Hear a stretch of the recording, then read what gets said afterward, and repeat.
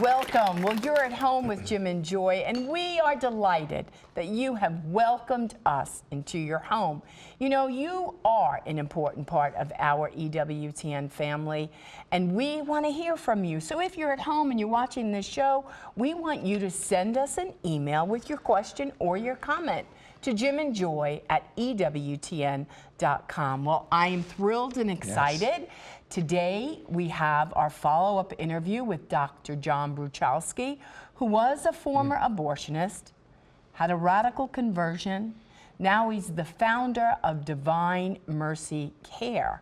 You could go to his website, divinemercycare.org, or tapiacobgyn.com. It's tapiacobgyn.com, where he is being used by God to do wonderful things with his real intention of his heart to make a difference in the lives of women in healthcare. We always think we have good intentions. We can be sincere. Someone once said, intentions pave, you could say that, intentions pave a way to hell sometimes. We could be sincere and sincerely wrong. So we had a radical conversion. He has a beautiful story to tell and finish with us. And his conversion reminds me of a portion of Scripture, and not only his conversion, but his works that he's now doing by God's mercy.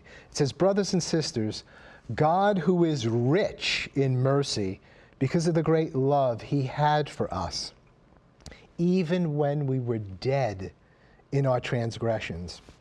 Dr. John was really dead as an abortionist in his transgressions, even though God has brought us to life with Christ. By grace you've been saved. He raised us up and seated us with him in the heavens in Christ Jesus. And so this section, the second part of sharing with Dr. John, is really about how mercy's touched his life, but then mercy flows out of our lives. So he's touching so many people. The doctors he has with him at Tepeyac are touching people. And then he wants to share with health professionals how to do true pro-life health care and to raise up a generation of healthcare providers that are going to serve in the complete teaching of the Catholic faith, the moral teaching, and share this divine mercy that Dr. John came to understand firsthand. Well, and he's just a living testimony to the prayers of the faithful people. His mother. And his mother, but people in the pro-life community who are praying for the conversion of abortionists, who are praying for all of the clinic workers to come out and to change their hearts. Amen. He's a living witness in your lifetime that yes, it could happen. And he's one of many that have come out. Jesus came to seek and save the lost. He came for the sick, not the well. So please don't go away. Plenty more to come. You're going to be greatly encouraged. We'll be right back.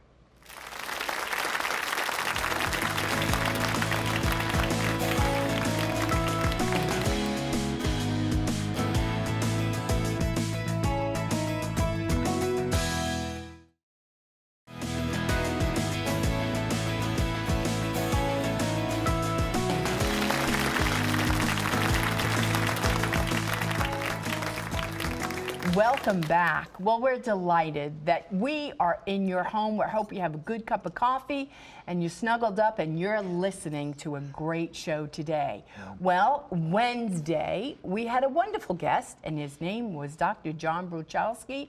He was on our show. He is the founder of Divine Mercy Care, and he's back again today to tell us a little bit more about his ministry and the things that God has done. It's a miraculous story. It's a story of faithful prayer, of enduring grace for his mother as she prayed for her son, who seemed to go off the rails there for a minute, but in God's good favor and extravagant mercy brought him back, and she lived to see it also. So his name is Dr. John Bruchalski. He was a former abortionist. Now he's the founder of Divine Mercy Care. You can go to his website, divinemercycare.org.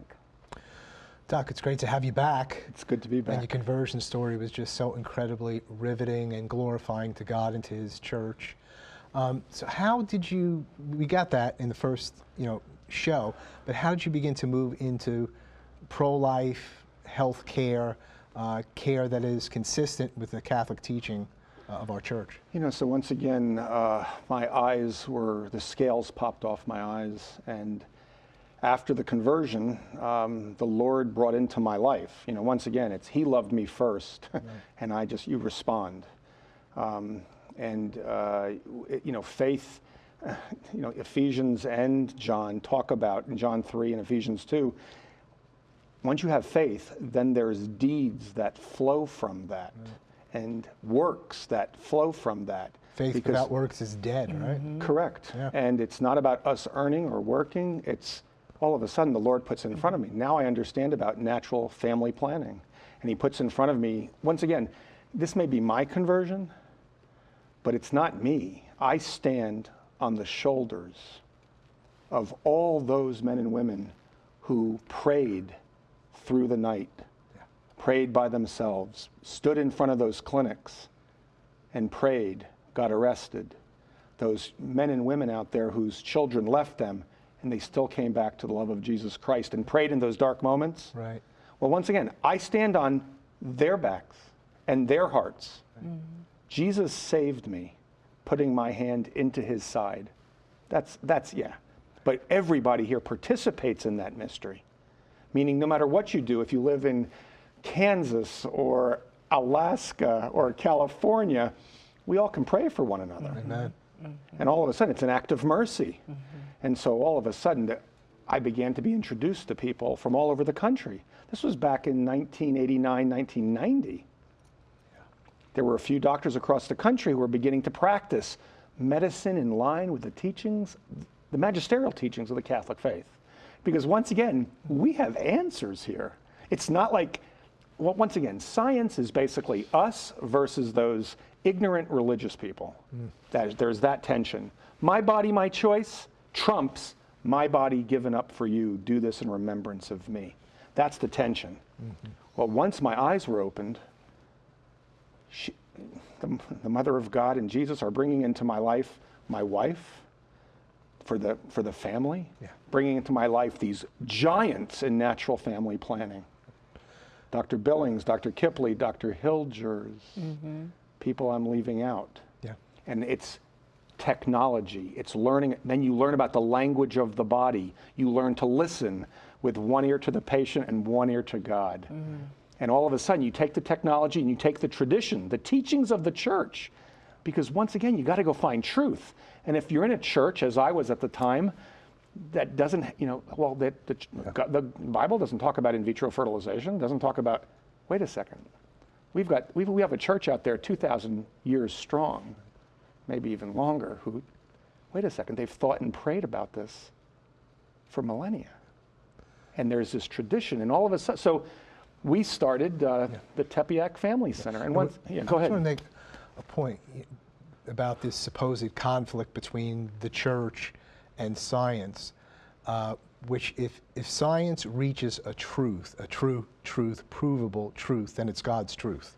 Amen. And we think of the upcoming anniversary of Humanae Vitae, 50 years. And so the whole issue was about the regulating of births and proper birth, kind of protocol that you should be married and together. And finally, there was this discussion, should the church adopt, contraceptive care and so on. And finally, Paul VI, if I'm understanding, he finally said, you know what? We really can't change this teaching regarding the union of a man and a woman and the children, born from this union, because the church didn't even come up with this teaching. This is in the natural law. We can't change it. We didn't make it. The church doesn't make this up. Right. It just transmits it to us in a fashion that is doable. Because once again, when Jesus goes after that woman and says, go and sin no more, that's a command that's possible. Yes. You're not so sick, or you're not so wounded, or you're not so broken. With God's grace and the help He provides, and sometimes in the most amazing places. Do you know the hashtag Me Too movement, right? Yeah. We've heard about it? Sure. That's Humanae Vitae 17. They predicted hashtag Me Too of what would happen if you divorce love and life, Right. and you treat people like objects. And it's all part of this. And that's the conversation, isn't it, of Jesus with the woman at the well. You know, she was there, that well was a place of love, right, for Jacob and for his wife. But she was married, 5 times the one you're with. And so they're looking for love. And then Jesus comes up, true love. And that's really what the medical health profession should be, especially in these areas of fertility, to say, hey, this is what true love is. This is how this really works. You're drinking from a well that's not going to quench your thirst here. And it's actually going to hurt you. Right. So how does it work its way out in your practice? So once again, it's just not me. It's just not me. I've had men and women, Dr. Marie Anderson, Dr. Dan Fisk, Dr. Miriam Pereira, Dr. Lorna Svetkovich, come join us. Come join me at the Tepeyac, used to be Family Center, but now it's Tepeyac OBGYN. So you have 4 or 5 docs. We have 5 doctors and a midwife, Kim Terhune. We're trying to put together this entire center that's founded on excellent health care for women. Right. Listening to their body, good hormones, good surgery. Remember, this is not either or. Right. This is both and. And the good Lord has blessed this world with the truth. Because mercy leads to truth.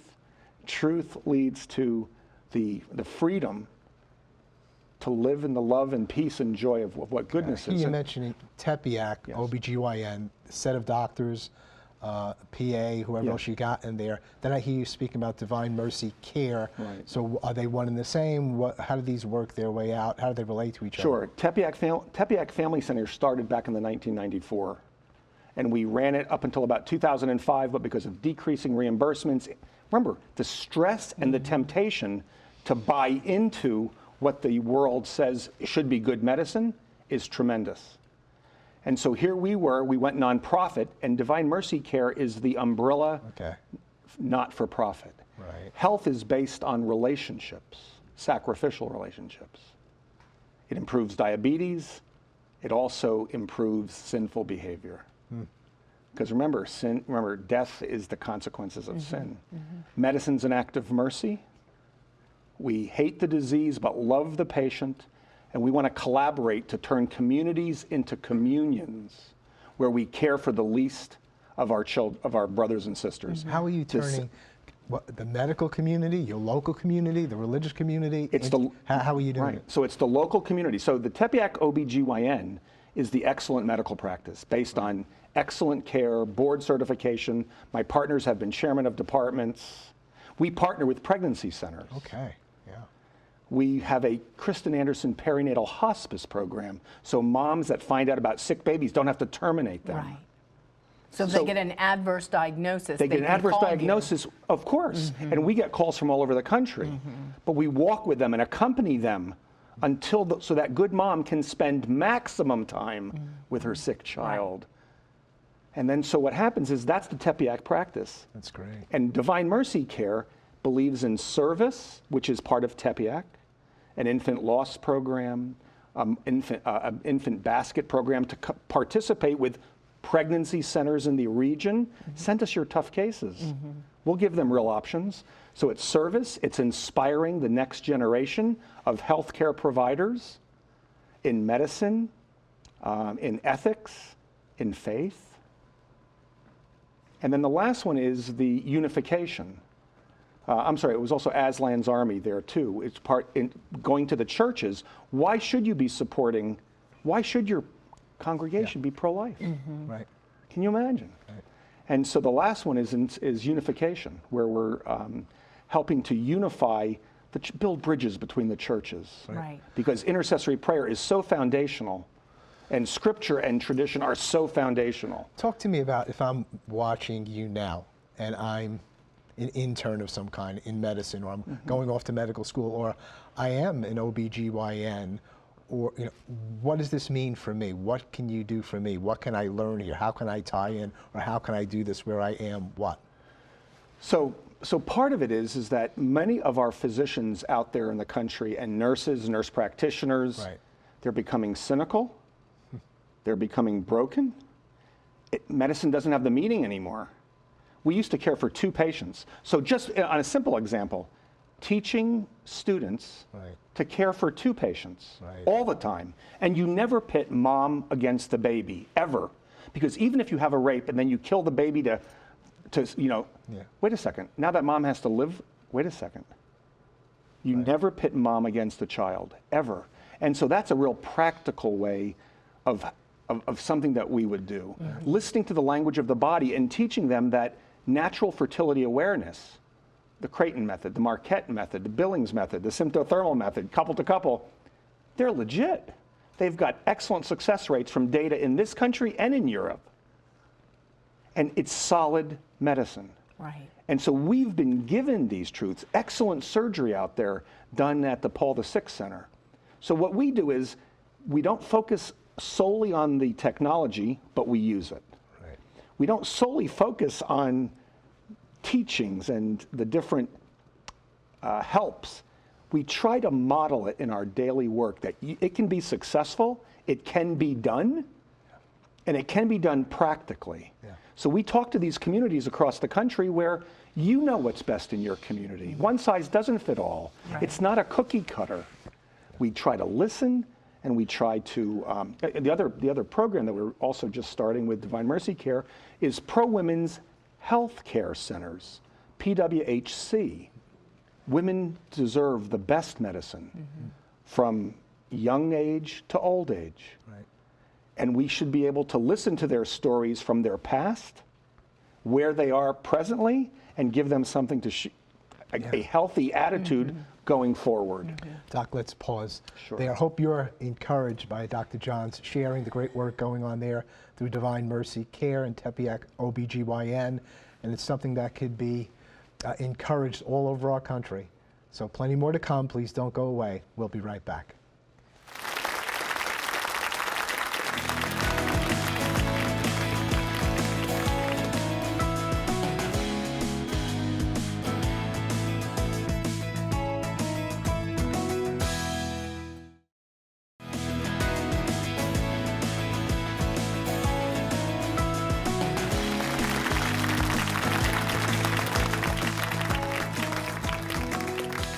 Welcome back. Well, we are certainly enjoying our wonderful conversation with Dr. John Bruchalski, who is the founder of Divine Mercy Care.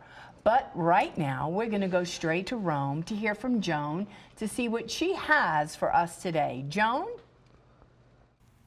Well, greetings from Rome to everyone at home. Now, the last time we were together, of course, I was looking at Pope John Paul, St. Faustina, her messages from Jesus, all the messages about Divine Mercy Sunday, how all of this influenced the entire pontificate of John Paul. Now, not to be outdone in words or deeds, we have seen how Pope Francis really has dedicated his papacy as well to mercy. In fact, his first words in public 4 days after his election, there was Mass in the small church in the Vatican of St. Anne, and then afterwards the Angelus in St. Peter's Square. And really we saw how mercy was the focus of both of those events. And Mass, for example, the Pope said, Jesus has this message for us, mercy. I think, and I say it with humility, that this is the Lord's most powerful message to us. It's about mercy. And several times, as a matter of fact, during Mass, this was so memorable, several times off the cuff, the Pope said, the Lord never tires of forgiving, never. It is we who tire of asking for forgiveness. And then, of course, after Mass, there was an overflow crowd, estimated to be 150,000 faithful in and around St. Peter's Square for the Angelus. And once again, the Pope urged the world to be much more merciful and forgiving and not so quick to condemn other people's faults. So you can see mercy has become a hallmark of his papacy as well. Pope Francis started the Holy Year of Mercy on December 8th, 2015. During that year, he had what he called the Fridays of Mercy. By the way, those continue today after the Holy Year. And also at the end of the Holy Year, he gave us his apostolic letter called Misericordia and Misera, wishing all who read it mercy and peace. Interestingly enough, during the Holy Year, the Holy Father told 6,000 Roman priests who were at a retreat, he said, by the way, mercy is a verb, it is not a noun. He said priests have to show mercy in order to receive it. And mercy was the subject of so many other messages and homilies, and a message he had, for example, to the Pontifical Council for Healthcare Workers. But we don't have time to look at all those messages, but be merciful as we are merciful. Time's up here. Back to you at home. Joan, thank you so much. We must be merciful as the Heavenly Father is merciful. Yes. Well, Doc, your story is an incredible one. The work being done through your facilities is really amazing. What's the state of, Christian, Catholic healthcare professionals? What's their state of mind these days in terms of encouragement or being overwhelmed? And what do you want to say to them? Well, I just want to let them know that in science, I know, therefore I am. That's Descartes. Mm-hmm. Pope Benedict said, I am known, therefore I am. Wow. Yeah. So for all of us out here, including myself on a daily basis, you feel tempted to cut things short, start cutting corners, start compromising on your beliefs. Or you're a medical student and you're just being quiet, trying to get through the system. Well, there is a better way. And it's part of what we call the Catholic identity in healthcare. It's an answer to the world's attempt at pushing us aside. No. There's a better way. And I think patients and practitioners would serve in a healthy way. You want to get back your joy? If you've been in medicine for many years and you've lost it, or you're young and you're worried about the future, and you want to get that trust and that peace back, contact us at divinemercycare.org or tepeacobgyn.com and inquire and ask, and we can begin to listen, because once again, it's always one ear to the patient and one ear to God. What are we trying to do here?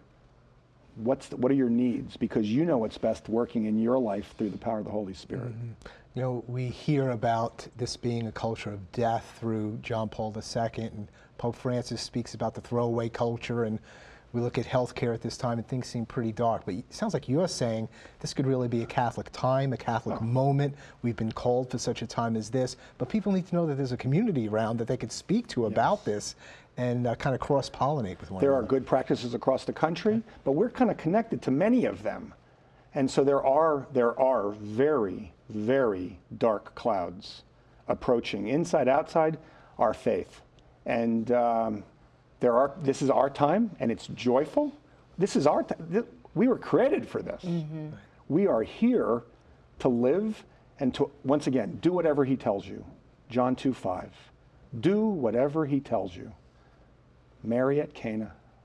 It's to us. It's to Johnny here. It's to Pete and Jane out there. I'm convinced. Deep prayer, real humility, and obedience to the Catholic faith, to the teachings of the magisterium of the Catholic Church, can't go wrong. In fact, there's joy in the midst of challenges, but there's joy. Yeah. And I'm grateful for this opportunity in this program. Final word. Just speak a word of divine mercy pursuing people. Maybe there are people out there saying, I just can't believe that God would want to pursue me, or I've done some things I can't even articulate. Just what is divine mercy? What does it mean for them? This hand attached to this shoulder went inside people and destroyed unborn life. I know the juddering, the fight back. I've been in a place in my life that there was no recovery from. And yet the mercy of Jesus Christ breaks through and not only touches you, but he loves you abundantly. That's why we talk about medicine as an act of mercy. And it's not just housing the homeless or clothing the naked, it's instructing the ignorant, counseling the doubtful. And it's in that grace, it's in that place where the leper, me, the leper, goes back and says, hey, man, thank you. Thank you so much for loving me and giving me your mother and giving me the family that I have that prayed for me, and my family that I have now. It's the only thing. Christ has to be the center to go forward. There is no other option in healthcare or in many areas. Christ is the core. That relationship, the power of Jesus Christ. Dr. John, thank you so much for allowing us to see the face of divine mercy in your life and in your testimony. God bless you. God bless all of your loved ones. Keep it on EWTN. Bye now.